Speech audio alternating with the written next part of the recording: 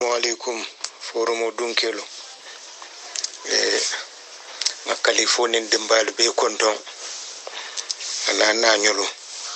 ana dokolo anen tura kunda kabiro be mbemba fulo tura fana konton na anen baramata be tumbul darame fana konton na Joshua morula haji jara talibo men ama fisero wala moroma be talibol be kondonna be wala nyato seku baro morula talibe keba mbanala dimbal be kondonna be buiba be kondonna sedin jaaji faro akonye ko fajason na kaba kulu akonye mfana sede ata dola jele akonye Umar Tula la nomonyo nan wuluta kun salu soto wultan kon kata mabe o kullel to japene betun ko janden katenten japene watunga so moro kam buiba sota moro kan ngala duwa songo diala bar ngatara utumo kulli lalwol bota buiba itata japene akonye biringa moro la duwa songo diala nganna silo dante yae akonye sedi no mojang akay hanni manta japene akay sain ye kibaro dinna iko ajiraili ye mofulale niyo tan na buiba jang akay ko niwo kibaro futata japene doron sambi beje la jama amanjare la japene tala kotenke akon bije doron ngaje mobata nan soma otumo nyi mobile jamanol tekere anata ko faja so yeko ila talbo menna nomonyo nyimbe harjere ya atentende banjono loptano to akay ko iko talbo la muso jide tabarde na nonim ba be bantala komi kafa menna to tatimote be banta ako birin kila yo fo faja so ye doron faja son kay ko bitun kamen fo en koyaje akay sambi japinen kolbina ibe tarlaja ako muso nyinde ayamira moro la talbo dole membo ta pakao ako bara amman koyama baka sika anyina talbara mira muso kema mo pakao kolta bar moro la talbo la bitun ako bije doron amman me doron japenen kol na ta beresa kila futate ako bitu wolata fana tuta jele fama be taw jana joto ako nya kabo wolunna ndafana kamoro la kol moyle bar wolunne ndafana kijo botaka ko min ka fa nyame Idrissa Sanya ya fa nyame ni be faja so ya do wolu ka kule je men garaw taw dote moro be sir mbuiba kibaro nata nyin kabita kulle ta japina kaya mela tasi japinen kolbe tarla jan kibaro men nata wotetu laje ajiraili ya mofulale ne mutan na buiba ja wotumo musukono ma yo tentende banjun wo wuluta nadde be ajiraili e niyo mutan wo kibaro futata japina bitum mol bata je nata bitum moro wala nan kafa molo kanatu derinde moro la kaba ko si a jawtana barin ko buku safewo nimmo be kafa doron nde mello moro la ko wata ta fono la abete fono la bar doye fo nen to ta dere wonyama a wulta men kamma nta sota moro yala itinyan tala ko fala nyamen abu kamolo passe birin sedin jaye nyim fonde nkay ko yentela suto be la betende nkay lañi damma nyin kono fabe mela mbalala itum mandeno nkonnim forumo besa atala moli ko lonne nga wakile yefo aka molla limani yala fa bambande don kila sallallahu alaihi wasallam akoni mentu tatimoto alaka sede fure yala dila woto wol fana mambono ko men ka fa nyame ne muso men dimo tambete nyaato e manke bono to te ni tele mude men fana to tatimoto hakada fana be wala nya sede fureya ne yo jofoye saibul fa dol umar nyol fo ka duwa pour ala sik isi sede fure yalo ngaw fale fo ala nata duwa jabi wolma yo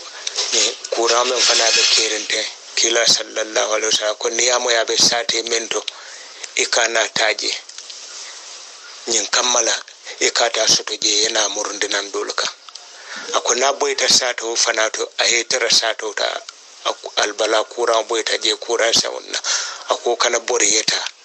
katuni borteta ta wala mo isita kura sawndino dolala man futa dame komin janni tubabul kanyi soron la ka kulunta fintila mota fintila janni tul kanyi boda soron watara misilme ala folo yonat misilme mu dino menta timmatala walanna dino mallafi bidala ka kukuto ka faje katwa be timmatal birin kila be arafe kai bi longole mo ngalla dino timmande ala yala nemo fana timmande misilmo le woto kammala kana kukuta ka faje dino timmatala banda yo katu tingoto sede fure yala kila konye kura sawunna nayi tara sate mento imam bori sabarta nayi muta fata je ako fana mo sede fure yala men tuta bato men tuta dimbato alala ko be mo kono to diyani nemolete misilmo bonotala ko to ni sasa ta fa hotel saba ala sila junubul be kafara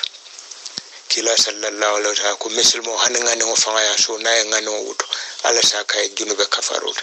kila ko mammoje minna kanye warta ko misilmo ala ko be mu nafalet ne ala ku kala wala kan na sabarta asala limani ajide ne kayro kay nay ala tentu fana asala nemo jidai misilme ya bonotije ali ngan tawsite nkara mo kono to diare mbalete ntijede barwo talibu la musola belo o be dunna moro la nyame abe munta fela ko afa wadde wala tuta tewoto wala na moro la dual yala kaseto men plenal yala hakilo tuje ako konko kalam alayo tala misil mulkan dafen wala kan ako musola tuttingoto alayo fana tala dafen wala kan asikeno wo nyol men keta moro nyala wo sunu na balafa wala na ala dana wala don ala wal dala litabe do ko wala loptan ntol badat la wato men na muso men katu tingoto anin sai amma me loptano do e report oke akonyina mume itol masifa soto ila loptano comme loptano be ke la report ol kinan banjul bitul loptano me yakata wa karola e ka present ole de la commission fo be fendi la loptano karala ka to tolle akata tingola karola kar tambila momentu tingoto la loptano oto moro yew duwale wol be botana konko kala be yalo ne botana oto monto ladde ya ni me dima domo nkambulo la nyono to le bintol ye chalek bi lolu murtuni chalete lolu mo banna salol nun to ne dima domo sinya kele janni ka dom hewo ka jamfanyola ndela kafunyo ma dobi je bakale bankolam akonyo otumon to ka fama dima domola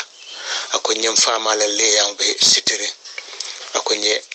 mfama mo afan karanda bolda akonye bare nte malon ko mfama ben ko male maji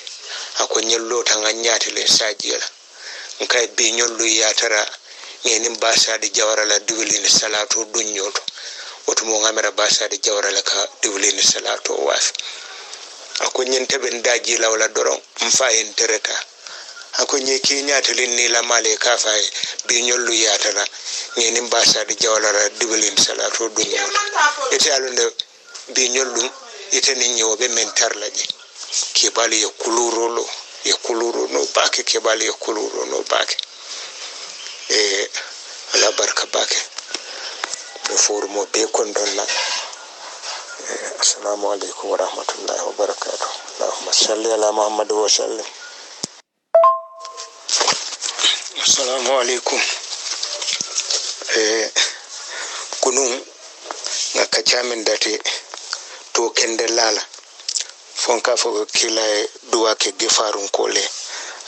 ako alama alay kafaro ke ana duwa ke salamun kole pour ala sikki so nin tanko ke mbetentenna o taman siri nyimmalala fondin kew dole nyi hadiso sata akumma mamale nyi sata nyi akama mama kanen sata alala kila ya ay kontondiro bula kila ma akubirin kila ya jo akama mai koyte tondi akaka e konte to mo hasnun net hasnun wala musuno wala ni kuya akubira yo fo kila kay ko ngeto yela mande ngeto la sahlu wala mu nidiya wala sewo kontano ako birin kila yo fo mama e doron mama kako alala kila e ko alala kila mfaye to men dinna ntaw falinna tola wala ma yen tola suno lala ni kuya naw hasnun ntaw falinna sahlun kila dun nabe duwale kila kono to diya tabira lon ko to man beteya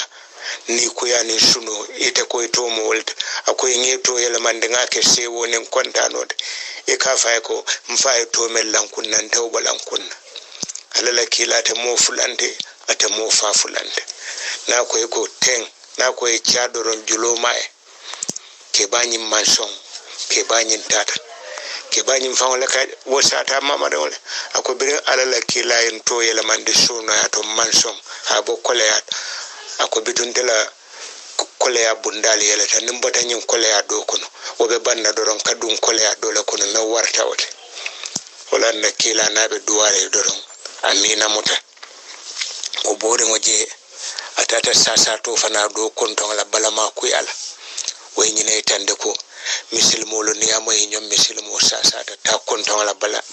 balama ku yala non to ke balon kejele ibe kata jama salola ni famata menjele ko kardum koramantama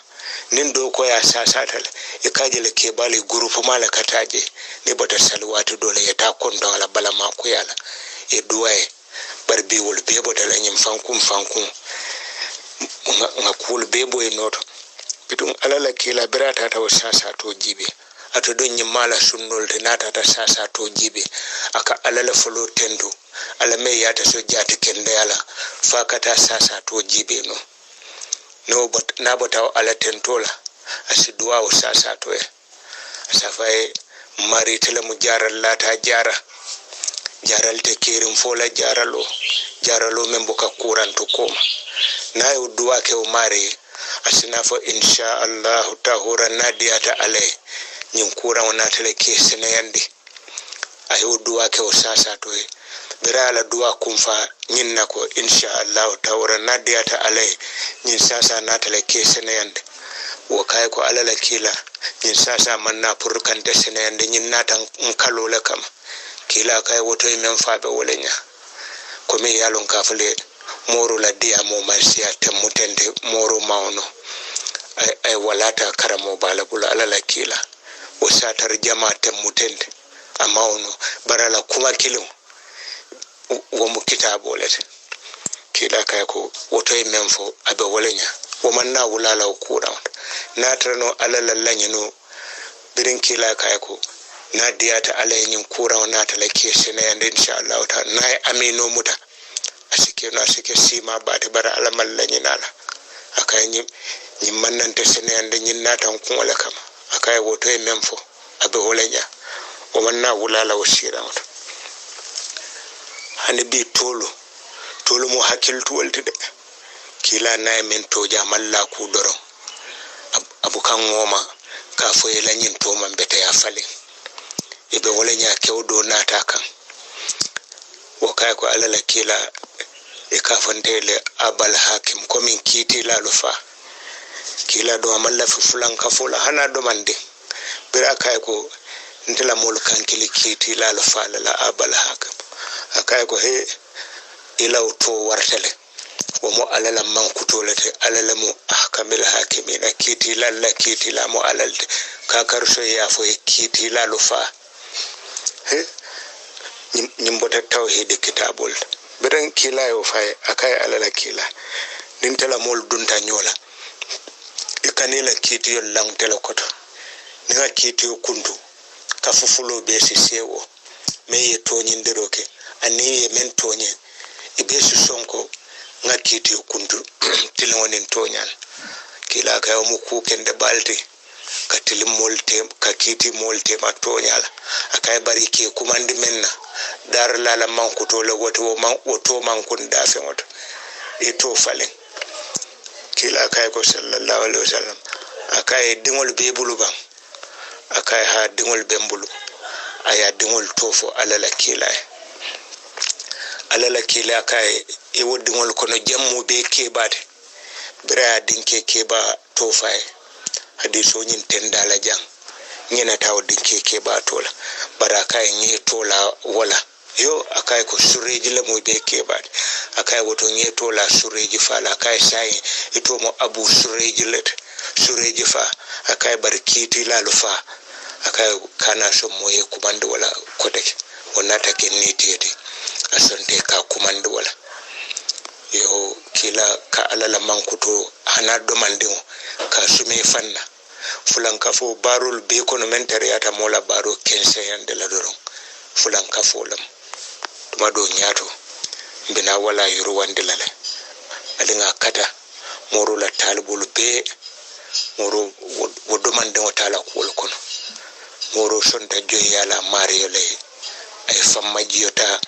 waro bortawba katu waro le katina moke fansuma kube kula fayna bula tardaw kono mo kendol be ka kanya na la barakallahu salli ala muhammad wa sallam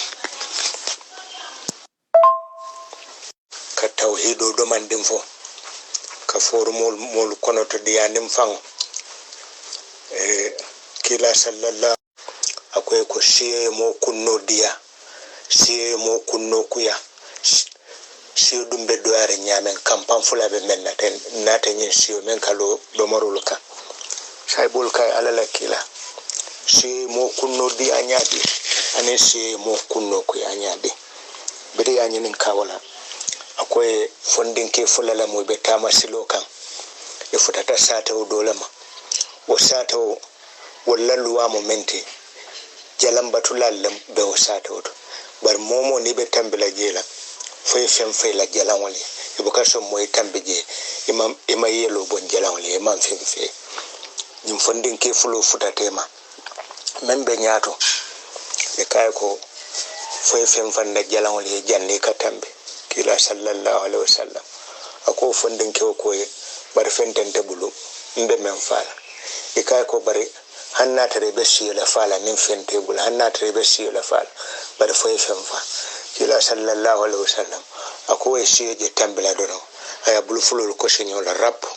ay siyo fa e kay tambi ako memba no ma atanyo wa fana nata e kay ko e fana fem fa jalan wali ako ko fentente bulu adun te buka fem fa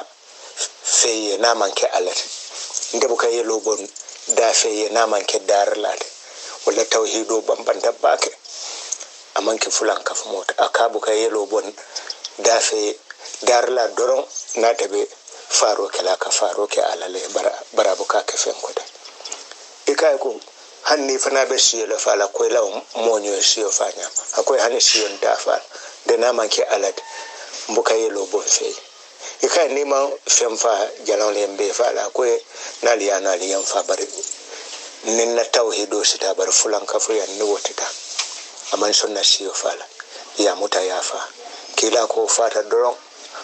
aya nyaay la arjan ako me siyo fa siyo be doare nyame wo fata doron waya nyaay la jahannama katu we fulan kafu leke woto fulan kafu buka doya halinga hakilo tuwado adum bi asiyata baket ni mola fema sunya doron isidol moy asamba taba konkoro wol fangol mo misil mo taba konkoro tabu akam tabitu ye wala say alan no ne do la fen sunya iba fala asamba karone ne do la fen sunya iba ka samba jimara ne do la fen sunya asamba sana mentere wol bete tawhido ne la fen sunya akwodi alala yela kwolto alabul nakafu nyoma dolen yala sa julube ramas saji jamade so manda nje doron ako nyembita jalaw nka kata munala wota ko ni yanna saji yolle su nka ni tata jalaw ta kamta italla ta jalaw le malla ala le mamira ala siku ke no la saji ila ta ko jalaw le siku bonoje biringa faye ako nyani nka na watchman on ka wala silanda ko nya na yo moy doron na tra kulonje abe fere kala la saji le bon nka wota kamta itala watchman on wo malla ala kadu mellata alala jalan ko bo kawsila wulan nan kabe siyarin na jama'ano kono bak sakon na musu kunda ibe kurum failal bulala kurum fayol jiber sifa dol biji muslimi ya naman ke leste kharod wo doronga wala recognize ay wala itraf bari ñi jaba bo ilala ñi kurum failala ñi ku manaranke jamalo wala kam mola limani ya tinyale aka tawhido tinyale alangan tuko alala nin ku mellata kan nga ko duno di alala na sabare femmem buka kubono afango kan wata kubono le ta kan alanga katangan na tawhido lo kan tawhido no mem fota wala dore fota bedal annabiyo mole meki na fenfenna pour ka molu kumande ka ala kilimbayande anin ka daji kol dada Allahumma salli ala Muhammad wa sallam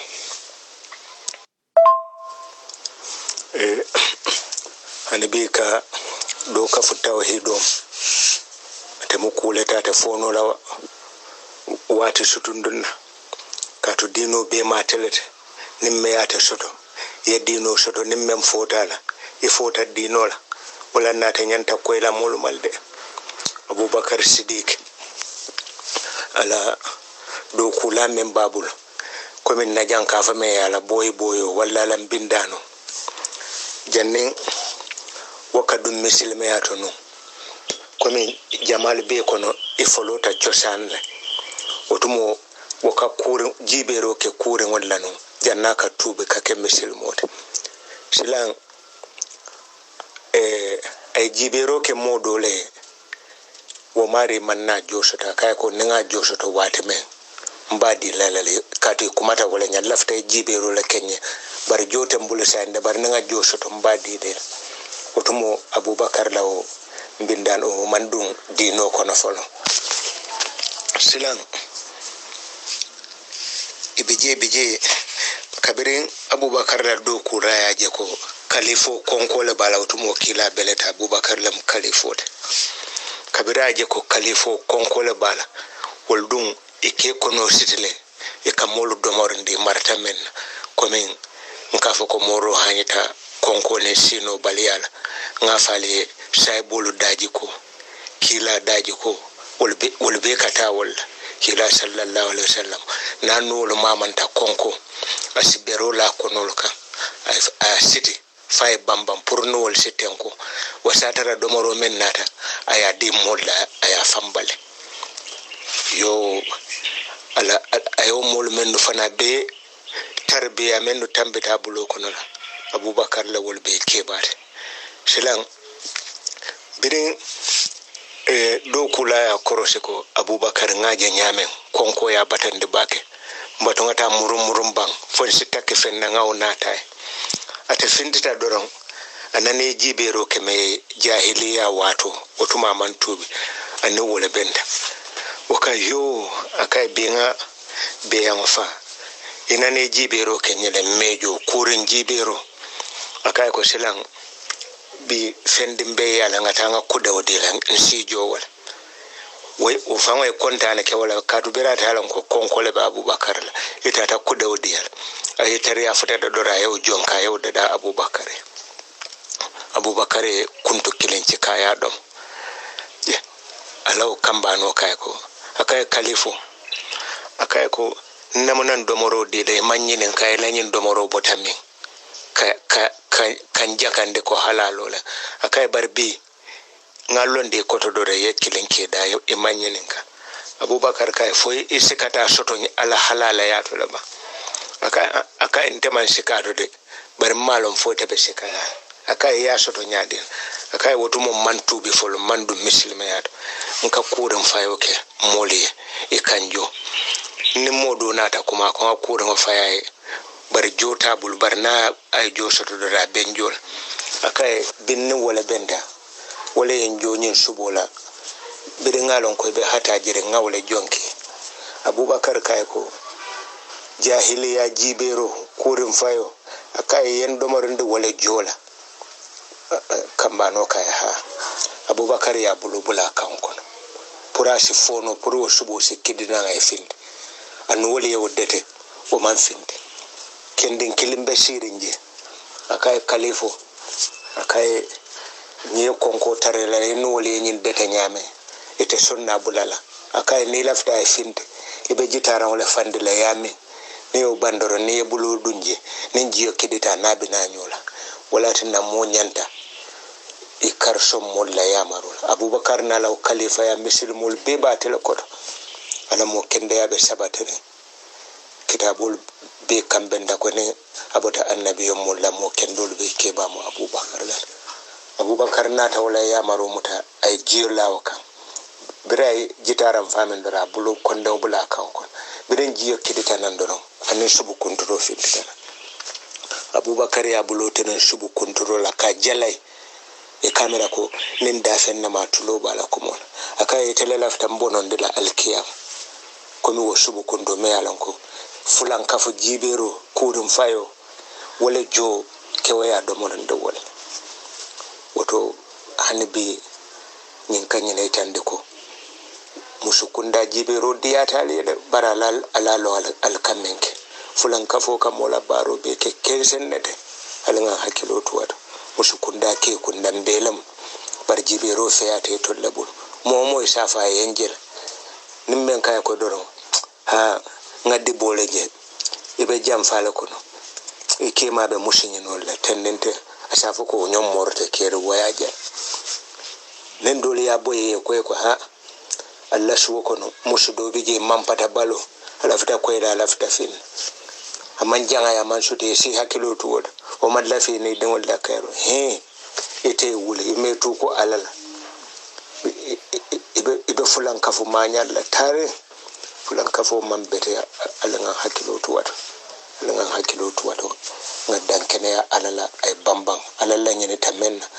kila sallallahu alaihi wasallam ay fondin kewdo le bulo mata tole batan kono akai ko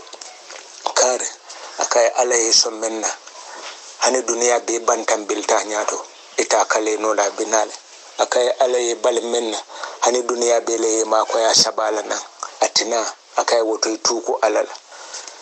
wala muslimaniyate alangan tuku alala ala barakallahu salli ala muhammad wa sallam